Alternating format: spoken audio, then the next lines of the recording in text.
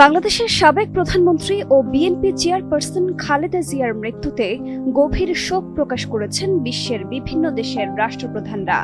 মঙ্গলবার ৩০ ডিসেম্বর সামাজিক যোগাযোগ মাধ্যমে শোক প্রকাশ করতে বার্তা দেন তারা।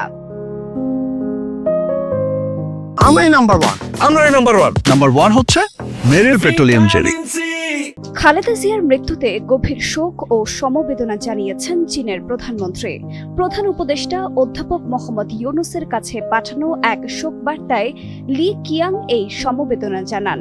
তার পাঠানো চিঠির একটি কপি সামাজিক যোগাযোগ মাধ্যম ফেসবুক পেজে প্রকাশ করেছে ঢাকায় অবস্থিত চীনের দূতাবাস। শোক বার্তায় লি কিয়াং বলেন, বেগম খালেদা জিয়া ছিলেন বাংলাদেশের একজন প্রবীণ রাজনীতিক এবং চীনা জনগণের একজন পুরনো বন্ধু। তার প্রধানমন্ত্রিত্বকালে চীন ও বাংলাদেশের মধ্যে দীর্ঘমেয়াদী বন্ধুত্ব, সমতা ও পারস্পরিক কল্যাণের ভিত্তিতে সমন্বিত সহযোগিতামূলক অংশীদারিত্ব প্রতিষ্ঠিত হয়, যা দ্বিপক্ষীয় সম্পর্কের উল্লেখযোগ্য অগ্রগতিতে ভূমিকা রেখেছে। এদিকে পাকিস্তানের প্রধানমন্ত্রী শাহবাজ শরীফ, উপপ্রধানমন্ত্রী ও পররাষ্ট্রমন্ত্রী ইসহাক দারও খালেদা জিয়ার মৃত্যুতে গভীর শোক প্রকাশ করেছেন।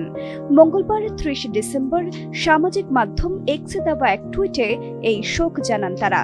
পাকিস্তানের প্রধানমন্ত্রী শাহবাজ শরীফ বাংলাদেশের জনগণের প্রতি খালেদা জিয়ার আজীবন ত্যাগ এবং দেশের সমৃদ্ধি ও উন্নয়নে অবদানের কথাও স্মরণ করেন। তিনি বলেন, আমরা এ কঠিন সময়ে খালেদা জিয়ার পরিবার, বন্ধু বান্ধব ও বাংলাদেশের মানুষের সঙ্গে রয়েছে। আল্লাহ তাআলা যেন তার আত্মাকে শান্তি দান করেন।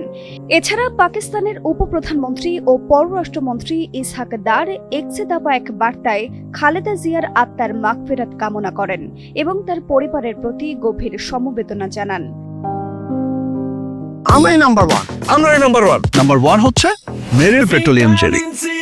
এদিকে বেগম খালেদা জিয়ার মৃত্যুতে গভীর শোক ও দুঃখ প্রকাশ করেছেন ভারতের প্রধানমন্ত্রী নরেন্দ্র মোদী।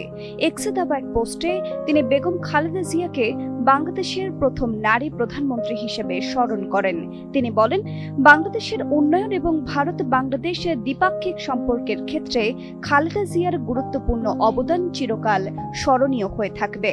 পরিশেষে মোদী মরহুমার বিদেহী আত্মার শান্তি কামনা করেন এবং শোক সন্তপ্ত পরিবার ও বাংলাদেশের জনগণের প্রতি গভীর সমবেদনা জানান।